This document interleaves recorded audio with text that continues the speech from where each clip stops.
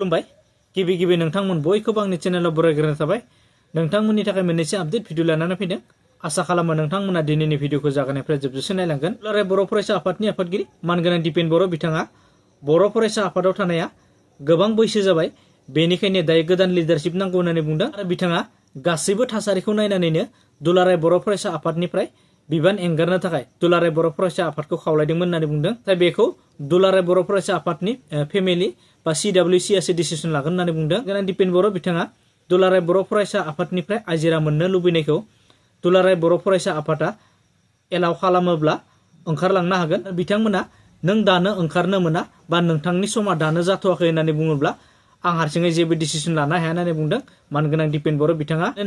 जोंनि संबिजित बायदियै CWC आनो हाइस्ट अथरिटिनि सायाव बयबो फोथायनाय आरो मान मर्यादाया थागोन। CWC नि डिसिसनानो आल्टिमेट डिसिसन जागोन आरो बिथांमोना मा बुंगोन बेखौ खम समनि गेजेरावनो सावरायलायोबाथाय बेनि फिथाइखौ मोननो हागोन होननानै बुंदों। बिथांखौ बिसायख'थियाव बाहागो लानाय लायैखौ सोंनायाव मानगोनां दिपेन बर' बिथाङा बुंदों बिसायख'थियाव बाहागो लानाया दासिम जेबो क्लियार जाथ'वाखै होननानै बुंदों। बिसायख'थियाव बाहागो लानाय लायैया दा जेबो बेबायदि क्लियार जायाखै।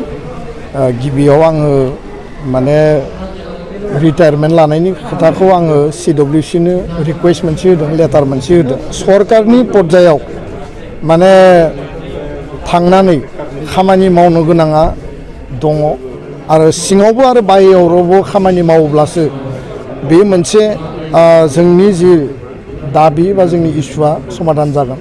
दा बेखायनो बै लेभेला बेसेबां बास्तब जागोन, बहा थांगोन, मा मावहैगोन, बोरै मावहैगोन बियो समनि गेजेरजों जोङो बेखौ डिसिसन लानो हागोन।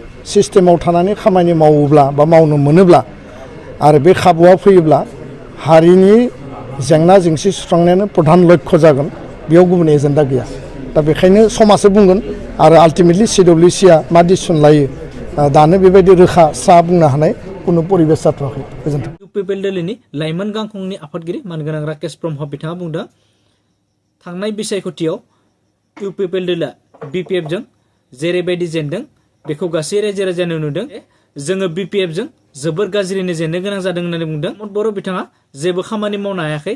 प्रमद बर' बिथाङा मोनबा डिपार्टमेन्टखौ आसाम सरकारनो फिदिंना हरफिनबाय होननानै हाग्रामा महिलारि बिथाङा रायजो राजाखौ थगायनो हादोंमोन होननानै बुंदों। नाथाय दायो गासै रायजो राजानो बुजि मोनबाय जे मानगोनां हाग्रामा महिलारि बिथाङासो थगायगासिनो दङ होननानै बुंदों मानगोनां राकेश ब्रह्म बिथाङा। BPF सोरखारा थाइसेबो फैसा गैयालासिनो जों 300 कोटि दोननानै थांनाय फैसाखौ सोरबा गोदान सोरखार फैयोब्लाथाय बे फैसाखौ बाहायथों होननानै बा बे फैसाजों खामानि मावथों होननानै दोननानै थांदोंमोन। नाथाय बे फैसाखौनो लानानै सेलेक्ट खालामनानै गोलांनाय बेनिफिसियारिफोरनो बिथांमोना बे फैसाखौनो राननानै होगासिनो होननानै बुंदों मानगोनां राकेश ब्रह्म बिथाङा। এটা টকা নাই চৰকাৰত, এটা টকা নোহোৱাকৈ তেখেতসকলে আমাৰ থৈ যোৱা 300 কৰোৰ টকা যি আমি থৈ গৈছিলোঁ যে আমাৰ নতুন চৰকাৰ যোনে হওক তেখেতসকলে কাম কৰক অলপমান বুলি ভাবি থৈ যোৱা পইচাৰে তেখেতসকলে এতিয়া আমাৰ যি আঁচনিসমূহ আছিল আমি যি মানে বেনিফিচিয়াৰীসকলক চিলেক্ট কৰিছিলোঁ সেই বেনিফিচিয়াৰীসকলকে তেখেতসকলে এতিয়া মানে আমাৰ মানুহকে তেখেতসকলে দি আছে। BTC-नि थांखिया जाबाय आसामखौ स्ट्रं खालामनाय। आसामखौ स्ट्रं खालामब्लासो बड'लेण्डआ जौगागोन होननानै बुंदों BTC-नि चिफ मानगोनां हाग्रामा महिलारि बिथाङा। UPPL दोलोआ BPF दोलोजों कम्पेयार खालामनो हानाय दोलो नङा। बिथांमोना कम्पेयार खालामनाङा। बे खेबनि बिसायख'थियाव UPPL दोलोआ 0 जागोन। BPF-आ हिर' होननानै बुंदों BTC-नि चिफ मानगोनां हाग्रामा महिलारि बिथाङा। BTC-ৰ লক্ষ্যটো হ'ল আমি অসমটো ষ্ট্ৰং কৰিব লাগিব। অসমটো ষ্ট্ৰং কৰিব লাগিব, তেতিয়াহে বডোলেণ্ড উন্নতি হ'ব। আমি সেইটো জানো। আমাৰ মূল মন্ত্ৰটো হ'ল BPF দলৰ মূল মন্ত্ৰটো হ'ল অসমটো ষ্ট্ৰং হোৱা মানে BTC ষ্ট্ৰং হোৱা। UPPL আমাৰ BPF দলত কম্পেয়াৰ কৰা দল নহয় আৰু কম্পেয়াৰ কৰিব নালাগে।